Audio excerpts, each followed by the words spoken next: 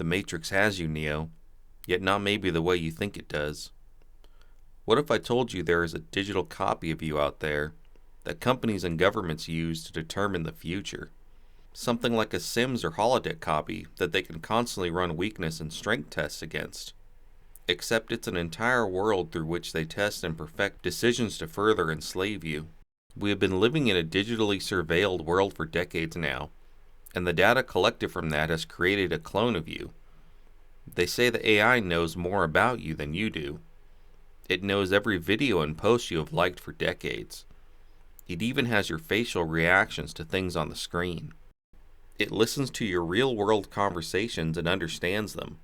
People with dogs or cats have noticed that animal barks or a conversation near the phone brings dog food ads.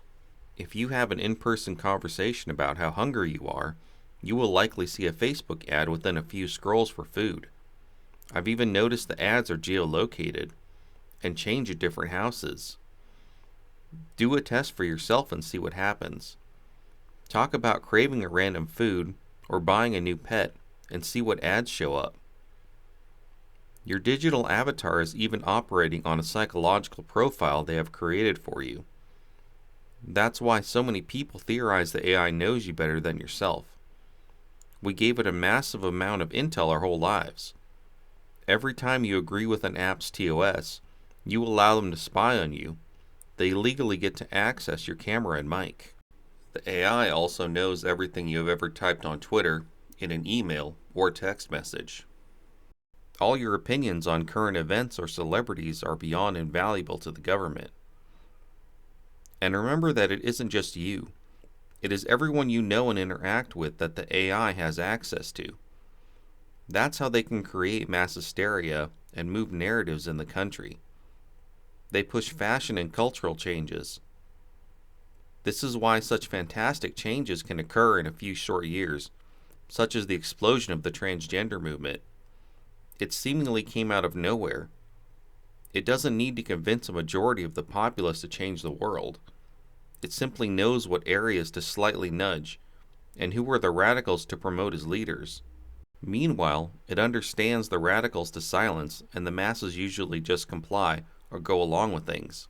That is how they go from being the butt of every joke in comedies to the heroes. The predictive AI learns what it can get away with and can't within this matrix testing program. Politicians love this. They are crafting political takes and positions based on this AI. It's insane.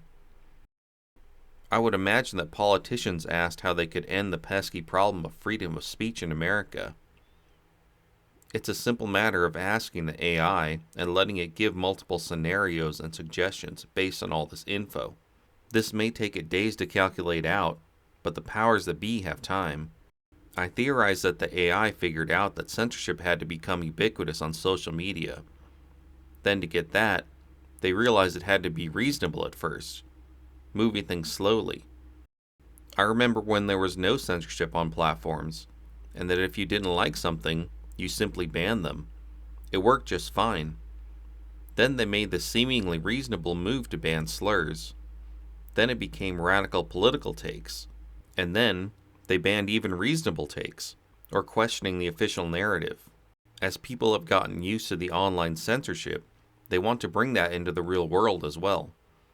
All of this was likely AI engineered.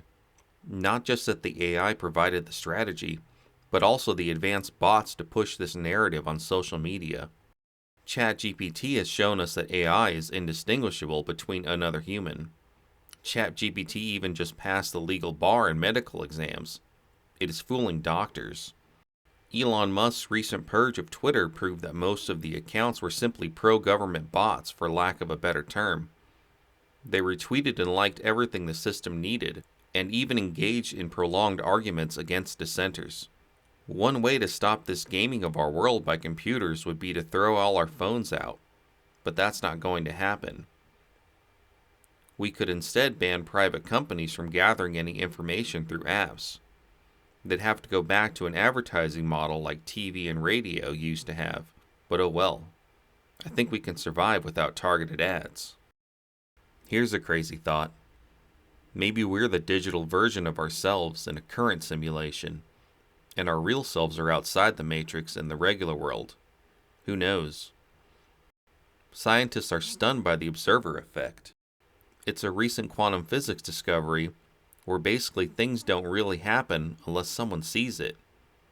A tree falling in the forest makes no sound. How does that make any sense? It falls perfectly into proving we are a computer simulation. Programs don't render things in a different room of the video game until you get there. Your childhood memories would either be implanted or real up to a certain date. Weirdly, even if this was some dream Matrix world, we would still have to live in it as if it was real. Knowledge of being in a prison isn't enough to break free from it. I'm not sure knowing you're in a simulation is enough to start dodging bullets.